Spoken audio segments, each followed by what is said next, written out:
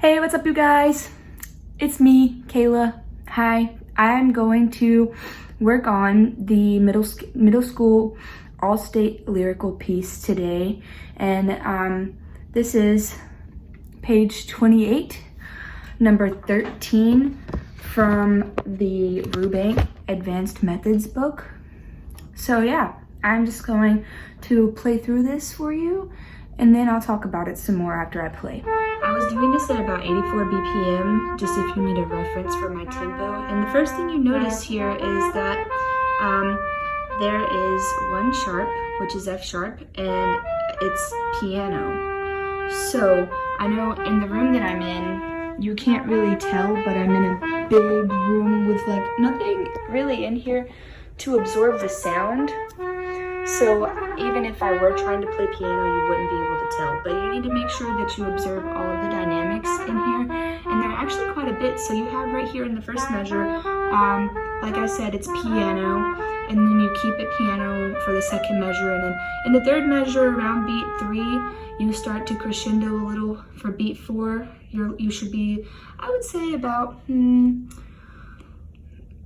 mezzo forte is what I would probably say, just to play it safe, since there's no other markings other than piano.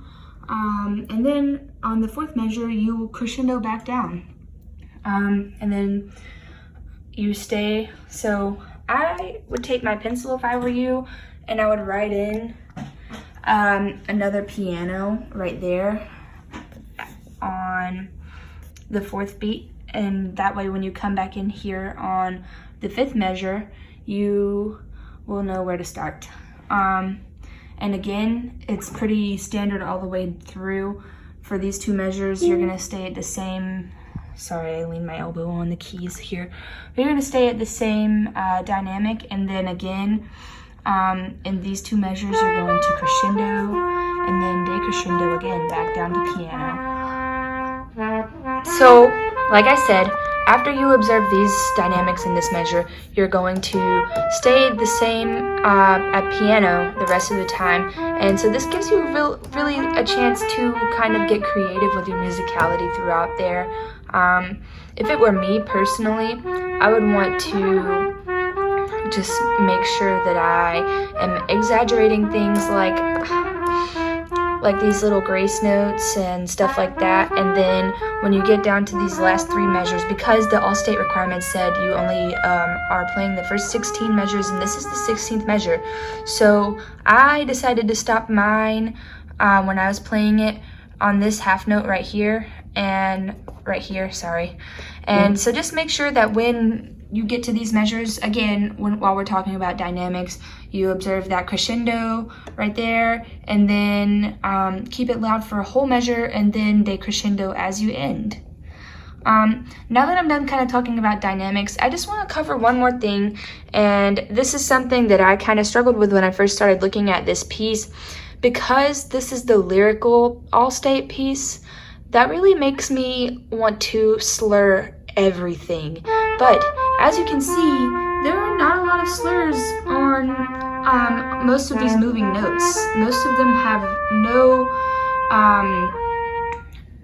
specification as to what to do. So I'm just trying, when I played, just to play them normally.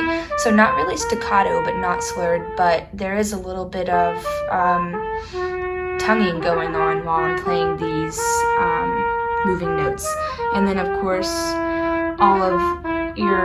you do have some slurs here. So in this fourth measure, you slur, and again in this measure, and then again right here, but it's not really, it's more of a tied note than a slur, and then again it's tied here.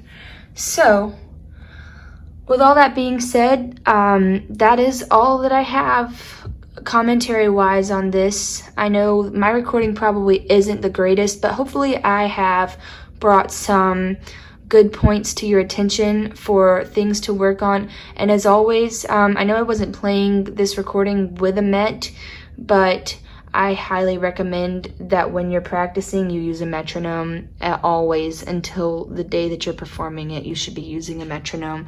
And like I said, just make sure that you are exaggerating those dynamics and observing the accidentals in the key signature. And I think if you do all of those things, you will be good to go.